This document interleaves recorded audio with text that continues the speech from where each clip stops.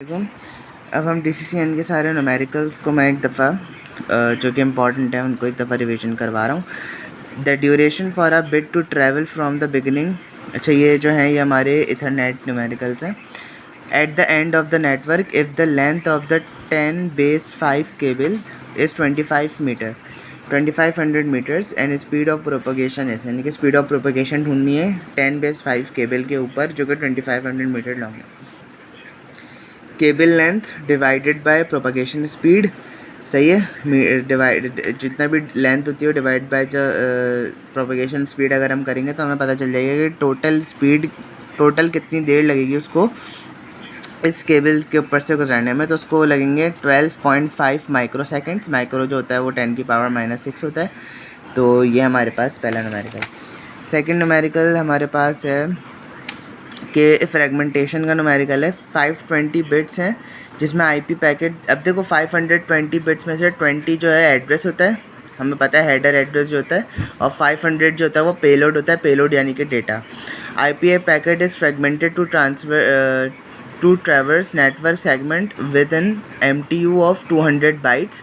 The IP header size is 20 bytes. What will be the number of created fragments and transmission efficiency? यानी हमारे पास MTU है 200 bytes, सही है, और इसमें जो हमारे पास हेडर का साइज़ है वो है 20 और हमारे पास जो टोटल बिट्स हैं वो है 520। अब हमने क्या करना है, सबसे पहले इसमें पेलोड निकालना है। तो पेलोड कैसे निकलेगा, 520 - 20 करेंगे तो 500 हमारे पास आ जाएगा पेलोड, सही है। और मैक्स डेटा पर फ्रेगमेंट यानी कि एक फ्रेगमेंट में कितना डेटा ट्रैवल होगा, क्योंकि देखो अगर हमारे पास एक वायर है, सही है, वो एक साथ जो है इतना सारा डेटा नहीं लेके जा सकती।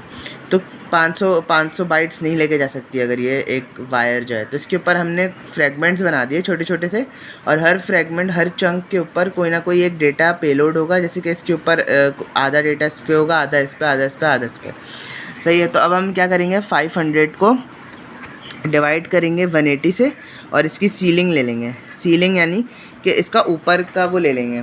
बेसिकली जैसे अगर हमारे पास इसका आंसर आएगा 2.7 आएगा तो हम बेसिकली इसको सील करके 3 ले लेंगे।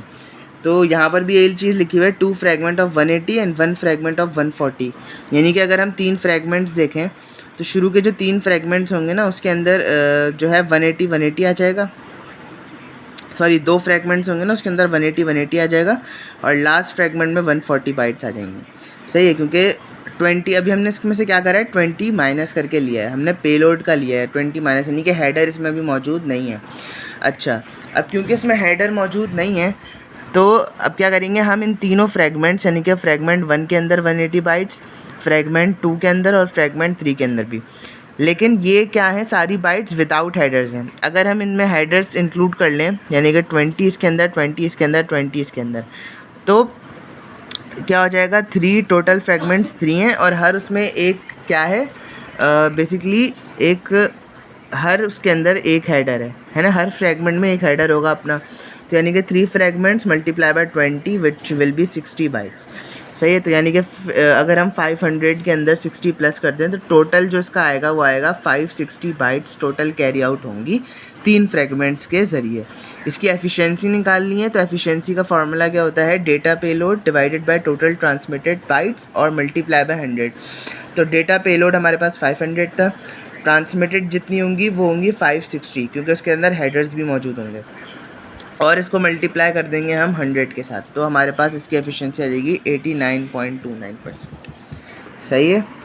अच्छा, इसके बाद हमारे पास जो नेक्स्ट क्वेश्चन है वो है VLSM का, जिसके अंदर हमारे पास जो ना, organization is expanded is networks on 4 main cities ABCD, सही है, and has been assigned with the network address as 192.168.1.0।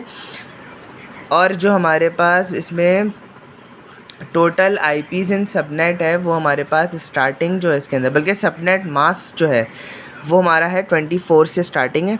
The organization has to deploy VLSM in such a way that city A has 100 users, तो ये city B के 60 हैं, city C के 30 हैं और city D के 10 हैं। Calculate the network address, broadcast address and range of usable IPs of each city.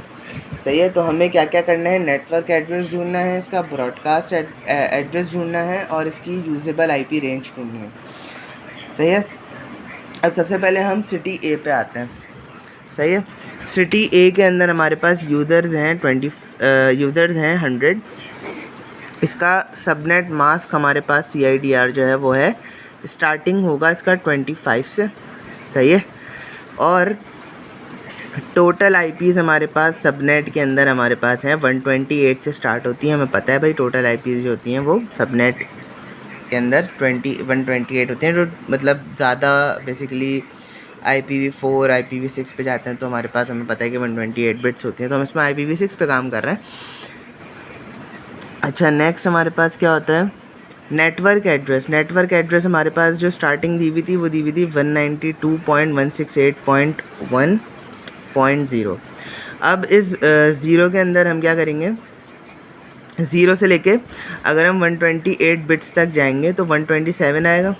तो ये हमारा ब्रॉडकास्ट नेटवर्क हो गया, यानी कि ये हमारी बेसिक रेंज हो गई कि 0 1 2 से लेके ज़ीरो से लेके अगर हम 127 तक जाएंगे तो ये हमारे पास 128 होंगी ना टोटल मिला के, तो इसलिए सही है। तो हमने कहाँ जाएंगे, 127 तक जाएंगे। उसके बाद जो हमारी यूजेबल आईपी रेंज है, यूजेबल आईपी रेंज में क्या करेंगे, एक ज़ीरो में एक प्लस करेंगे और ब्रॉडकास्ट नेटवर्क से एक कम करेंगे, तो ये हमारे पास आ जाएगी 126 की रेंज आ जाएगी।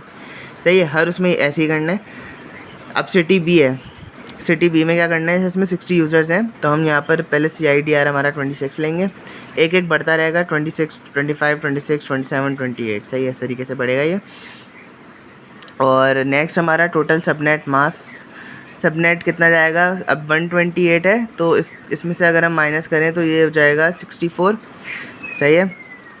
60 नेक्स्ट जो होगा वो हमारे पास 128 से 64 हो जाएगा, फिर इस तरीके से 32 और 16 एंड में। अच्छा, इसके अंदर क्या करना है, सबसे पहले जो ये ज़ीरो है ना, इसके अंदर 128 को प्लस करना है इस बार। पहले तो हमने काउंटिंग करी थी ना, इस बार हमने 128 को डायरेक्टली ही करना है, जो कि आ जाएगा 128। तो यहाँ पर लिखा हुआ आ जाएगा 128। सही है। और नेक्स्ट हमारे पास क्या था, 127, जैसे यहाँ पर 127 था। अब हमने क्या करना है, इस 127 के अंदर 128 को इस 127 के अंदर 64 को बेसिकली ऐड करना है। सही है। दूसरी सबनेट मास्क जो है, ये जो है दूसरी टोटल आईपी सबनेट जो है, इसको उसमें 127 में प्लस करना है। फिर जो आएगा हमारे पास वो आएगा 191। अब वही चीज़ करनी है, यहाँ से एक प्लस करना है और यहाँ से एक माइनस करना है, यानी 129 से लेके 190 तक। सही है। नेक्स्ट वाली में क्या करोगे, जो 128 है ना, इसके अंदर 64 ऐड करना और 191 के अंदर जो नेक्स्ट सबनेट टोटल मास होगा 32 वो ऐड करना। सही है। इसके अंदर ये ऐड करना है, इसके अंदर ये ऐड करना है, और फिर उसकी जो एंड में आईपी रेंज आएगी, यानी कि जो रेंज आएगी उसमें से जो हमारे पास नेटवर्क एड्रेस है उसमें से एक प्लस करना है और ब्रॉडकास्ट में से एक माइनस करना है। अब देखो इसके अंदर क्या हुआ है, 32 64 को मैंने 128 में ऐड करा है। सही है। तो मेरे पास आ गई 192 और मैंने 191 जो है उसमें 32 ऐड करा है तो 223 आ रहा है। सही है, देख लो 191 में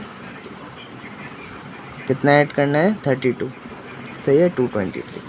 सिंपल यही है। और एंड में जो है 192 में एक प्लस होगा, 223 में एक माइनस होगा। बिल्कुल सेम ऐसी नेक्स्ट वाली में करना है, 192 में 32 ऐड करना है और 223 के अंदर जो है वो नेक्स्ट सबनेट विच इज़ 16 उसको ऐड करना है। तो हमारे पास ये दो रेंजेस आ जाएंगी, फिर वो चीज़ लिख लेंगे। तो बस यही करते रहना है इसके अंदर, जो बेसिक इसका स्ट्रक्चर है वो यही है। अच्छा, अब हम डिजिक्स्ट्रास करते हैं। इसके अंदर जो ना बहुत आसान सी एक चीज़ है कि आपको इस तरीके से जो ना एक डायग्राम दी हुई है। सही है।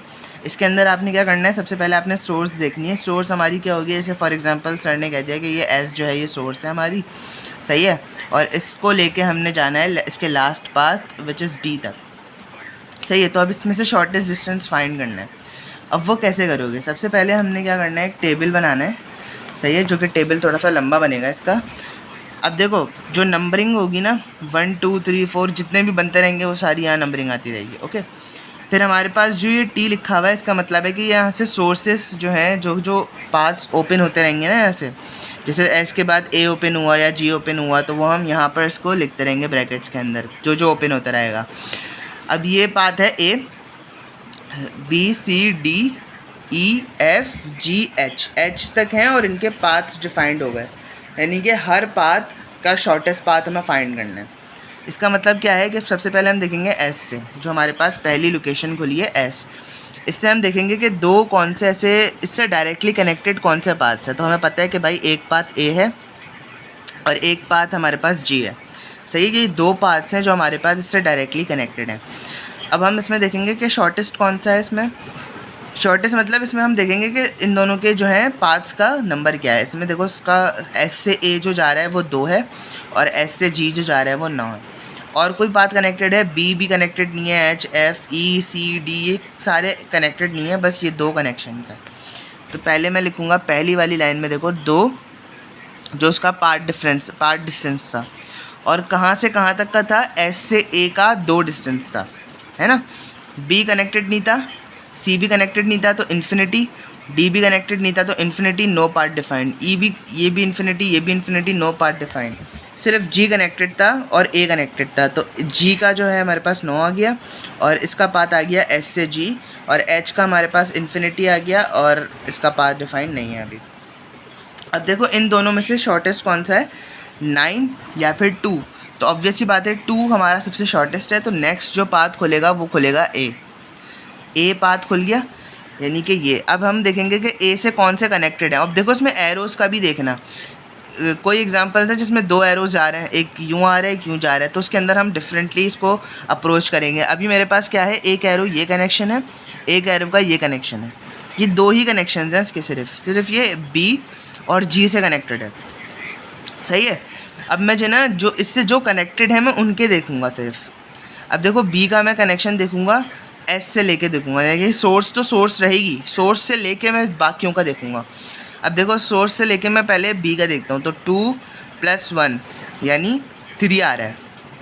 सही है। अब देखो ए का तो जो ना क्योंकि ऑलरेडी गिवन था 2 पाथ, इसलिए वो ऐसे ही उतर जाएगा। सही है, ये तो ऐसे ही उतर जाएगा, लेकिन बी का हमारे पास गिवन नहीं था तो अब क्या 2 + 1 3, यानी कि एस से पहले वो ए पे जाएंगे फिर ए से बी पे जाएंगे, तो ये हमारा इसका शॉर्टेस्ट पाथ है। नेक्स्ट हमारा कनेक्शन कौन सा है, जी। अब देखो मैं जब एस से जी डायरेक्ट आ रहा था तो मेरे पास 9 आ रहा था, लेकिन अगर मैं ऐसे आऊँगा एस से ए से जी तो यानी कि 2 + 6 यानी कि 8 हो जाएगा, 6 + 2 8 और जी, तो यानी कि शॉर्टेस्ट पाथ है।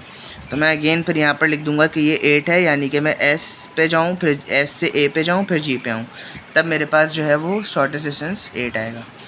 सही, इस तरीके से फिर अब मैं इन जो मेरे पास नए आए हैं यानी कि 8 आया है और मेरे पास दूसरा आया 3, इन दोनों में से देखूँगा कौन सा छोटा है, यानी कि बी छोटा है तो बी आ जाएगा। फिर अगेन मैं बी से कनेक्शन वाले देखूँगा, यानी कि बी देखो यहाँ से ये 5 पे आ रहा है, वो एच पे आ रहा है और एक सी पे आ रहा है। अब यहाँ से मैं कनेक्शन देखूँगा पहले 2 से 1, ये तो सही है। पहले मैं सी का देखूँगा 2 + 1 3 + 3 6, तो सी का मेरे पास आ रहा है 6। सही है, तो सी का पहले 6 आ रहा है। उसके बाद मैं देखूँगा कि और कौन से कनेक्शन हैं इसके, एक एच से कनेक्शन है तो एच पे क्या आ रहा है 5 + 3 8 आ रहा है एच पे, तो एच पे 8 आ गया। देखो एच से ए से बी से एच। सही है। और इसी तरीके से मैं अगेन फिर इसमें देखूँगा सबसे स्मॉलेस्ट कौन सा है, जिससे कनेक्शन नहीं होगा बी का उसको मैं इन्फिनिटी कर दूँगा, यानी कि मेरे पास जो एफ ई डी हैं वो सारे इन्फिनिटी में जाएंगे और जिनकी लोकेशन ऑलरेडी डिफाइंड है वो ऐसे ही उतरते रहेंगे। सही है।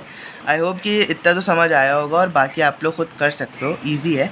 सही है। इसका मैं यहाँ पर आपको दिखा देता हूँ, इस तरीके से ये होगा, इसका स्क्रीनशॉट ले लो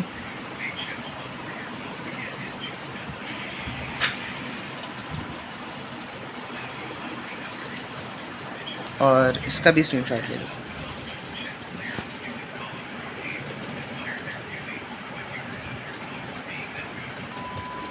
सही है।